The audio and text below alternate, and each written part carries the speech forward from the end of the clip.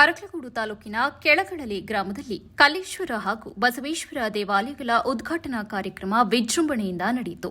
ಕಾರ್ಯಕ್ರಮದಲ್ಲಿ ಜೆಡಿಎಸ್ ಯುವ ನಾಯಕ ನಿಖಿಲ್ ಕುಮಾರಸ್ವಾಮಿ ಭಾಗವಹಿಸಿ ದೇವಾಲಯದಲ್ಲಿ ವಿಶೇಷ ಪೂಜೆಯನ್ನು ಸಲ್ಲಿಸಿದರು. ನಿಖಿಲ್ ಆಗಮನಕ್ಕೆ ಗ್ರಾಮಸ್ಥರು ಪಟಾಕಿ ಸಿಡಿಸಿ ಅಭೂತಪೂರ್ವ ಸ್ವಾಗತ ಕೋರಿದರು. ನಂತರ ಮಾತನಾಡಿದ ನಿಖಿಲ್ ಕುಮಾರಸ್ವಾಮಿ, ಬಿಜೆಪಿ ಒಂದು ರಾಷ್ಟ್ರೀಯ ಪಕ್ಷ, ಅಲ್ಲಿ ಶಿಸ್ತು ಪಾಲನಾ ಸಮಿತಿ ಇದೆ. ಆ ಶಿಸ್ತಿನ ವರ್ತನೆಗಳಿಗೆ ಪಕ್ಷವೇ ತೀರ್ಮಾನ ಕೈಗೊಳ್ಳುತ್ತದೆ ಎಂದು ಸ್ಪಷ್ಟಪಡಿಸಿದರು. ಕುಮಾರಸ್ವಾಮಿ ಅವರ ನಾಯಕತ್ವಕ್ಕೆ ಜನರ ಬೆಂಬಲ ಇದೆ. ಮುಂದಿನ ಚುನಾವಣೆಯು ಅವರ ನೇತೃತ್ವದಲ್ಲೇ ನಡೆಯಲಿದೆ ಎಂಬುದು ಜನರ ಭಾವನೆ ಎಂದು ಹೇಳಿದರು.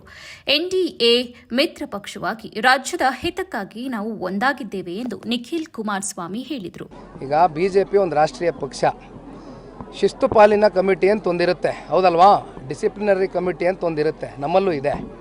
ಹಾಗಾಗಿ ಆ ಶಿಸ್ತು ಪಾಲಿನ ಕಮಿಟಿ ಯಾರ್ಯಾರು ಪಕ್ಷದ ಅಶಿಸ್ತಿನ ನಡವಳಿಕೆಗಳಿಗೆ ಕಾರಣಕರ್ತರಾಗ್ತಾರೆ, ಆಯಾ ಪಕ್ಷದ ಆ ಕಮಿಟಿನಲ್ಲಿ ಬಹುಶಃ ಇವೆಲ್ಲವೂ ಕೂಡ ಬೀದಿಲಿ ನಿಂತ್ಕೊಂಡು ಬೀದಿ ರಂಪಾಟ ಮಾಡಿಕೊಂಡು ಎರಡು ಪಕ್ಷದ ಕಾರ್ಯಕರ್ತರು ಗೌರವ ಕಳ್ಕೊಂಡು ನಾಯಕರು ಗೌರವ ಕಳ್ಕೊಂಡು ಮಾತನಾಡಬೇಡಿ ಅಂತಕ್ಕಂಥದ್ದು ಬಹುಶಃ ಮುಂದಿನ ದಿನಗಳಲ್ಲಿ ಪಕ್ಷದಲ್ಲಿ ಅಂಥವ್ರಿಗೆ ತಿದ್ದು ಬುದ್ಧಿ ಹೇಳ್ತಾರೆ ಅಂತಕ್ಕಂಥದ್ದು ನಾನು ನಂಬಿದ್ದೀನಿ. ದಿನ ಕಾಲಘಟ್ಟದಲ್ಲಿ ಇವೆಲ್ಲವೂ ಕೂಡ ಚರ್ಚೆ ಮಾಡ್ತಕ್ಕಂಥದ್ದು ಅಪ್ರಸ್ತುತ. ಕೆಲವೊಂದಷ್ಟು ರಾಜಕಾರಣದ ಬೆಳವಣಿಗೆಗಳು ಎಲ್ಲವೂ ಕೂಡ ನೀವು ಭಾಳ ಹತ್ತಿರದಿಂದ ನೋಡಿದ್ದೀರಿ.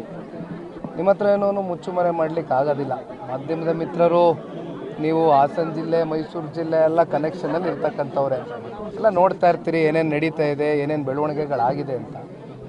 ಬಹುಶಃ ಏನಿಲ್ಲ, ಈಗ ಚಾಮುಂಡೇಶ್ವರಿ ವಿಧಾನಸಭಾ ಕ್ಷೇತ್ರ ಜನತಾದಳ ಪಕ್ಷಕ್ಕಿರ್ಬೋದು, ಅದರಲ್ಲೂ ಸನ್ಮಾನ್ಯ ದೇವೇಗೌಡರು ಸಾಹೇಬ್ರ ಮೇಲೆ, ಕುಮಾರಣ್ಣನ ಮೇಲೆ ಭಾಳ ಅತ್ಯಂತ ಅಭಿಮಾನಿಗಳು ಇರ್ತಕ್ಕಂಥ ಕ್ಷೇತ್ರ. ನಮ್ಮನ್ನು ಪ್ರೀತಿಸ್ತಕ್ಕಂಥ ಒಂದು ದೊಡ್ಡ ವರ್ಗ ಆ ಕ್ಷೇತ್ರದಲ್ಲಿದೆ. ಸ್ವಾಭಾವಿಕವಾಗಿ ಕೆಲವೊಂದಷ್ಟು ಸಾರ್ವಜನಿಕ ವಲಯದಲ್ಲಿ ನಿಂತು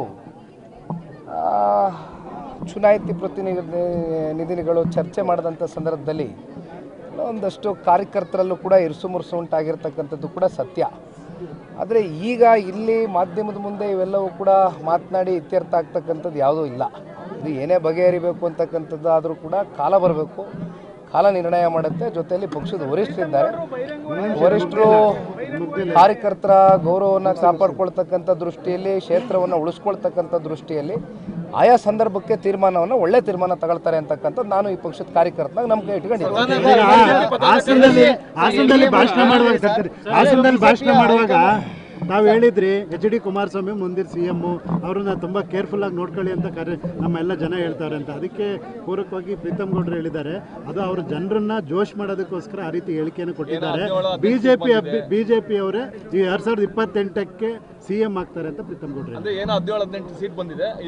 ಜನತಾದಳ ಪಕ್ಷದ ನಾಯಕತ್ವದ ಚುಕ್ಕಾಣಿಯನ್ನು ಹಿಡಿದಿರ್ತಕ್ಕಂಥದ್ದು ಸನ್ಮಾನ್ಯ ಕುಮಾರಣ್ಣ ಅವರು, ಸನ್ಮಾನ್ಯ ದೇವೇಗೌಡರು ಸಾಹೇಬರು ಹಾಗೂ ರೇವಣ್ಣ ಸಾಹೇಬರು. ದೇವೇಗೌಡರು ಸಾಹೇಬರ ಮಾರ್ಗದರ್ಶನ, ರೇವಣ್ಣ ಸಾಹೇಬರ ಒಂದು ರಾಜಕೀಯದ ಶಕ್ತಿಯು ಕೂಡ ಭಾಳ ಪ್ರಬಲವಾಗಿದೆ. ಅವರ ಜೊತೆಯಲ್ಲಿ ಈ ನಾಯಕತ್ವದ JDS ಪಕ್ಷದ ನಾಯಕತ್ವದ ಚುಕ್ಕಾಣಿ ಹಿಡಿದಿರ್ತಕ್ಕಂಥವ್ರು ಸನ್ಮಾನ್ಯ ಕುಮಾರಣ್ಣ ಅವರು. ಕಳೆದ 20 ವರ್ಷದಿಂದ ನಿರಂತರವಾಗಿ ಅವರು ಮುಖ್ಯಮಂತ್ರಿಗಳಾಗಿ ಕೇವಲ ಒಂದು ವಾರದ ಹಿಂದೆನೇ ಅನೌನ್ಸ್ಮೆಂಟ್ ಆಯಿತು, ಒಂದು 20 ವರ್ಷ ಪೂರೈಸಿದ್ದಾರೆ ಮೊದಲನೇ ಬಾರಿ ಮುಖ್ಯಮಂತ್ರಿಯಾಗಿ ಅಂತಕ್ಕಂಥ.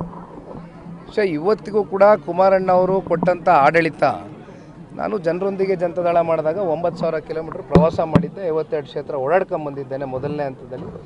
ಎಲ್ಲೋದ್ರೂ ಕೂಡ ಇವತ್ತಿನ ಈ ಸರ್ಕಾರದ ದುರಾಡಳಿತ ಜೊತೆಯಲ್ಲಿ ಕೆಲವೊಂದಷ್ಟು ಏನು ಸರ್ಕಾರದ ನಡವಳಿಕೆಗಳಿದೆ ಇವೆಲ್ಲವೂ ನೋಡಿ ಜನ ಬೇಸತ್ತಿದ್ದಾರೆ.